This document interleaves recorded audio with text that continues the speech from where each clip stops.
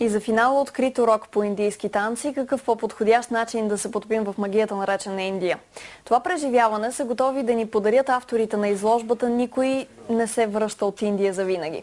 След обиколка на древни градове и дворци, участие в поклонения и религиозни ритуали, днес те са готови да покорят българската публика с индийски танци. Мина Пателенска е изучавала танцовото изкуство при едни от най-реномираните индийски учители. Всъщност, всеки танц е и своеобразна молитва. В движение и мимика тя разказва истории за божествата.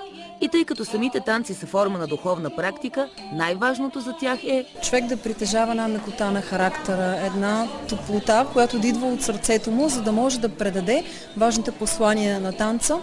Защото танцът това е език, това е форма на комуникация, която има за цел да издигне хората. Много от ученията на Индия смятат, че духа, ума и тялото са свързани. Когато работиш с всеки един от тях, се доближаваш до съвършенството.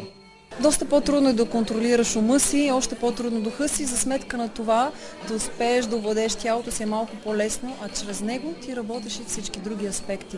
Мина е единствената българка, която се е снимала в боливудски филм. Признава, че е било малко скучно, защото чакането е било повече от изявата. Едно обаче е сигурно – и според Мина, и според всеки, който се е докосвал до Индия. И то е, че от тази страна определено има какво да се научи.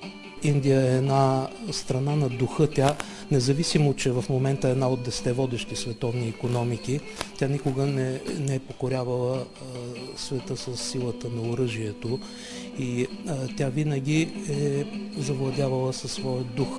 Пример за това е Махатма Ганди, който със своите мирни шествия успява да събори цяла империя. И не забравяйте, никой не си тръгва от Индия завинаги.